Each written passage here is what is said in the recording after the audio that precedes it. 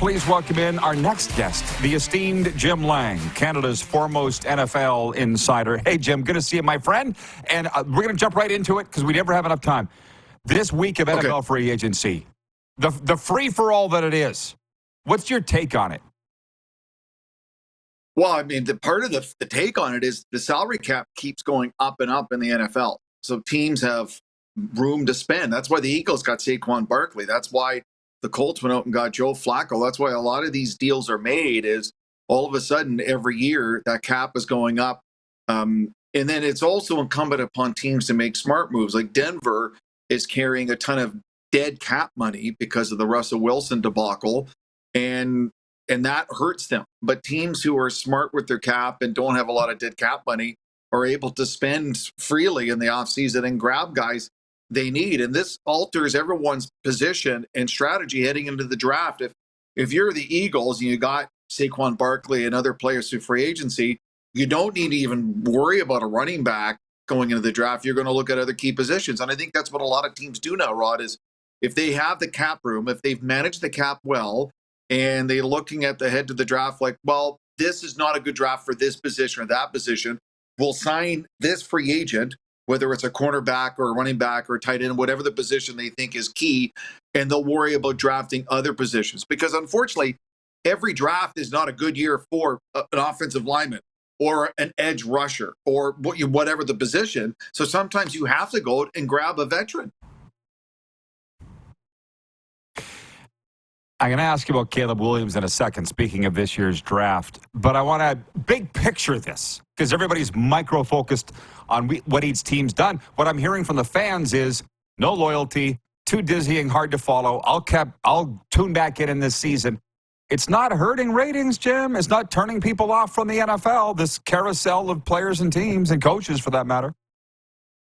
I mean, unfortunately for fans, Rod, it's a cold-hearted business. The teams have no trouble whatsoever getting rid of guys, cutting them, trading them in a blink of an eye. So the players have to think that they're one hit, one injury away from never earning that kind of money again. And if you look at Chris Jones, he signed a 5-year, $160 million contract extension with the Chiefs. That's money for him. That's his family. That's generational money. And so if you can maximize your ability to earn that money and make that kind of money, of course you're going to do that because the teams are making gobs of money. And if the team decides, well, we're going to go on, they'll just throw a player to the roadside without even thinking about it. So, yes, it seems hard for fans to fathom this, but it's the cold-hearted reality of business in professional sports. You have to make the money when you have the chance to if you're an athlete.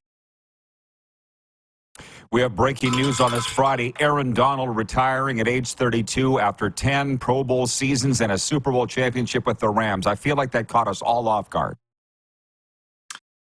Well, a little bit. He had sort of intimated that he may or may not step away from the game after the Rams won the Super Bowl because, because of the resume you mentioned, 3 times Defensive Player of the Year, all the Pro Bowls, first ballot Hall of Famer. But he decided to play a little more, but at 32, he has this incredible football resume, but his body is pretty much intact. So he's got money, he's got a ring, he's got Hall of Fame credentials, but he'll be able to walk and, pick up his kids later and things like that. You see so many ex-athletes who have these horrible lingering injuries because they played a little bit too long. And if you've got money in the bank and you've got the championship, and you're smart enough to do it, like, hey, I'm just going to walk away right now because I can't do anything more to add to a resume like Aaron Donald. That's probably what he's thinking. Like, what more could he do to be better than what he has already done in his career? I don't know which boxer it was that said it's hard to stay hungry when you're sleeping on satin sheets. So there's, right? I never forgot that. Right? It's not like it used to be. I remember talking to Dallas Clark, the tight end from the Colts, and he said there's about 3 or 4 weeks of the year where his body's not sore. And that's it. His body is sore in some way when it's a mini camp, training camp, off-season workout. There's a few weeks after the season when they actually take a vacation with family and he's not doing anything and his joints in his body don't hurt. Now that's a tight end. Now you imagine an interior defensive lineman dealing with 300-pound plus offensive linemen. it's like a car accident time and time again. So I can get why Aaron Donald's like, I don't want to put my body through that again. Mentally, I get that, Rod. I totally do, especially when you've done what he's done in his career. Yeah, or running backs. I spent a lot of time with Earl Campbell at Super Bowl, and he's in a meta chair. Right? Would he do it again? Probably. But he'd like to make the money that an Aaron Donald has, and he would have. Now, I heard you earlier talking about Derrick Henry. If you're Tennessee, I get why they walked away from him. He's 30 years old. He's carried the ball a ton. You're not going to build your offense around him anymore. Now, going to Baltimore, he's a perfect complement to Lamar Jackson in that offense. And now they've got a lot of options in that offense with the way it's built right now. But, a running back, especially who's carried the ball as many times as Derrick Henry, and at age 30, you can only push it so far. And no matter how much you work out and how fit you are, all those collisions, Rod, they catch up to you. Absolutely. Jen at the Four Seasons writes in and she says, I think the best move was Derrick Henry going to the Ravens. It's an interesting, and she's a Packers fan, just to point that out. Was there a best free agent move this week in your mind? I like the Texans getting Joe Mixon from the Bengals in the trade. I did like Saquon Barkley to the Eagles. I think that's good for them. Derrick Henry's a great compliment to that offense. I really like that. I don't know if you can say there's one best thing. We always try to put a grade on it the second it happens. And I think we need to take a break and take a look and see what happens. How are they going to draft? How is the player going to fit in? Just because you've traded for a player or signed a player doesn't mean it's going to work out. Russell Wilson of the Broncos is Exhibit A. Sometimes the player may look like it's a good fit. They get to the team and they're not a good fit. But Derrick Henry has an opportunity to do some special things in Baltimore because he won't have to carry the ball 300 times this year. There's no need for it. They're going to be able to manage, it's a load management, that term in pro sports now, Rod. So they'll be able to use him in such a way that he's fresh and healthy at the end of the season into the postseason. And that'll be key for John Harbaugh and everyone in the Ravens coaching staff, that they have this hammer and anvil with Derrick Henry, that they've been managing his workload through the regular season. Come playoff time, if they want to, they can give him the ball 20, 25 times a game for that short run to the Super Bowl, hopefully. Utah Darren writes in, he says, I watched Caleb Williams lose to Utah 3 times in a row, and he cried every time. There's no crying in football. Caleb Williams is... How about that? I don't know. Jim Barker's with us last hour, and Jim said when he gets into the NFL, they're going to slap the silly out of Caleb Williams. He'll smarten up when he gets into his first camp. God, I hope so, because he's acting really weird. It is such an inexact science when you're drafting quarterbacks in the NFL. C.J. Stroud turned out to be a phenomenal rookie quarterback in the NFL. Phenomenal. Look what he did with the Houston Texans. But until the player gets to the team and they start playing with men at the NFL level, you don't really know. And it's not just physical, it's emotional, mental, study habits. How do they fit in? He is going to hear some things from opposing players that he has never heard before. And Aaron Donald type defensive players will say some things to him, because that's what happens in the pro sports at that level. They will try to rattle you mentally and emotionally with trash talking and see if you can handle it. And so, that's where you got to grow up. All the accolades at NCAA, they mean nothing once you get to an NFL training camp. Nothing. Because now you've got to prove yourself. It's almost like you're starting at 0.0. Like everyone's going to be looking at you, especially if you're a first overall pick. The